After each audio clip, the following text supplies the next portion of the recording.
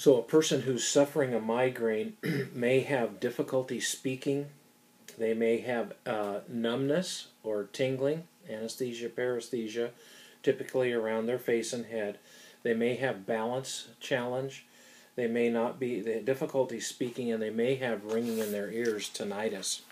Okay, an ophthalmologic migraine. They may have double vision, and I've tried to represent that in the PowerPoint.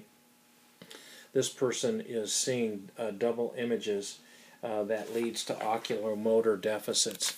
And then it's possible to have a hemiplegic migraine, which causes anesthesia and paresthesia on the entire one side of the body, so unilateral, okay, and again accompanied with difficulty in speech. Vertiginous migraine, these people have balance difficulty, and you know that if the inner ear is affected or the auditory nerve is affected, then this is going to cause upset of the stomach, could lead to vomiting, and they don't like to move. So that is the vertiginous migraine. Complicated migraine includes the following: long duration effects. I'll let you go with this. This is going to be a person typically who has had a series of migraines and is under a doctor's care and needs help. Treatment for migraine. When that migraine hits, the person needs to be very quiet in a dark and quiet place. They probably know what medications they need if they've had a series of migraines. Medications to override the pain, certainly. Caffergot is a drink that has caffeine in it, and this is helpful to some people, not everybody. Biofeedback, which is where there'll be an electrical signal that when the person hears it, they know that there's tension in their neck or in their scalp, and they consciously try to quiet that tension. Okay, and then Botox injection is really it's a poison that precludes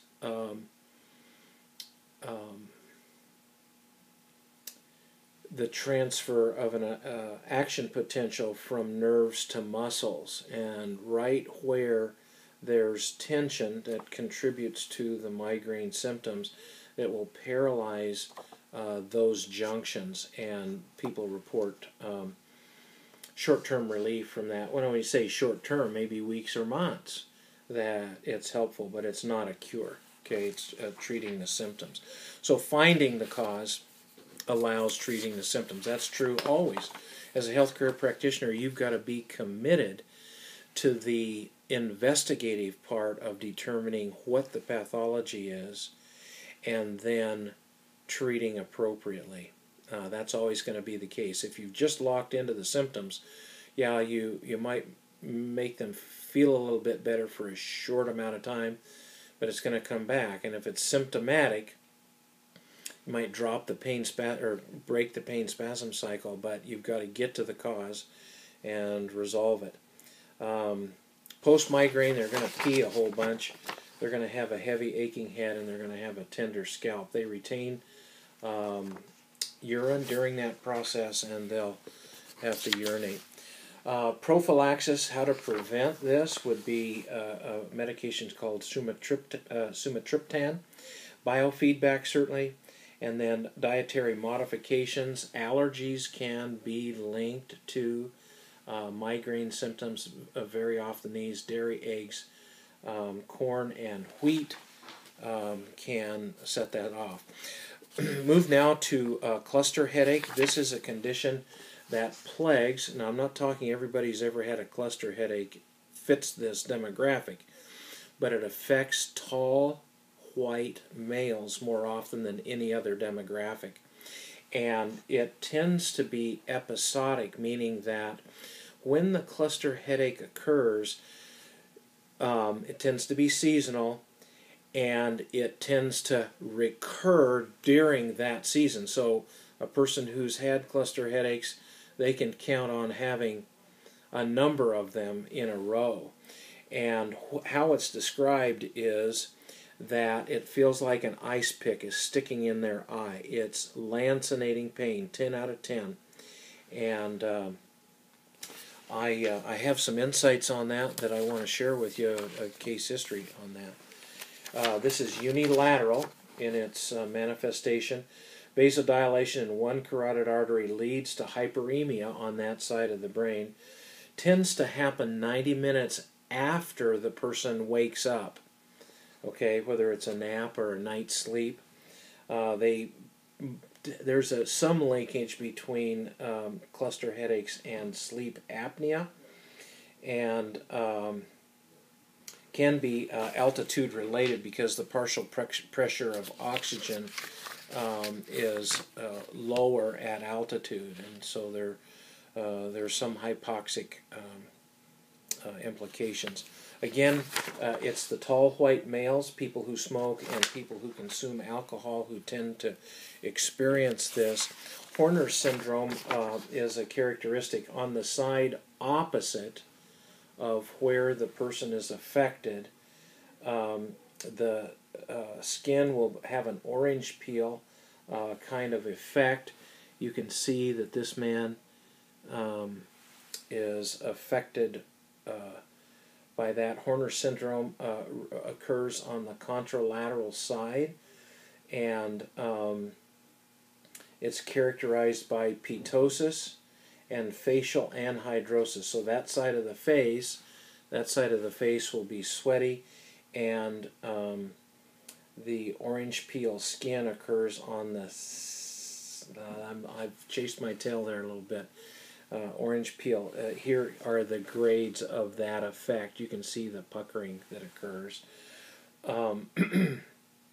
Okay, want to stick with you. One of my former students had this. He was a football player at Liberty University, transferred to Point Loma, and experienced this, and it just really suffered. He was a tough guy, but he really suffered with this. And he found out one morning that he could feel the symptoms coming. You know, he'd been up, been awake, now here it comes, it's building, it's building. And what he did was he took a hot washcloth and laid it over that side, and just kind of happenstance, he had a hair dryer, and it was warm, and he did this, and the symptoms subsided. And so he's a believer. Now, any little bit helps. You know, if the person has a strategy for coping with this, this is disabling. You cannot live a normal life when you have a series of cluster headaches. Those of you who've experienced it, I can only sympathize. Never had that, but I saw my friend go through it, and disabling, and he was rejoicing when he found that combination of warm heat and the stimulation of the skin around his face improved his condition. We move now to tension headache. I think all of us probably, just because of the ergonomics of how we study down in this position, we have anti-gravity eccentric contraction or concentric isometric contractions. We're studying. We got pressure on. We do our taxes. Yeah, do you do your taxes?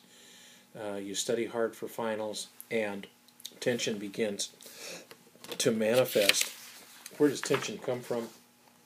Anxiety, stress, psychogenic factors, and people who have chronic tension headaches, it might be, body mechanics, may be that we need to be stronger, maybe ergonomics, that we need to adjust our posture when we're doing the things that result in us getting tension headaches. So the idea is adjust the cause as best you know, find balance in your life, make sure that you build in some quiet time, some meditative time, some time with prayer, Bible study. Take a deep breath in the Lord.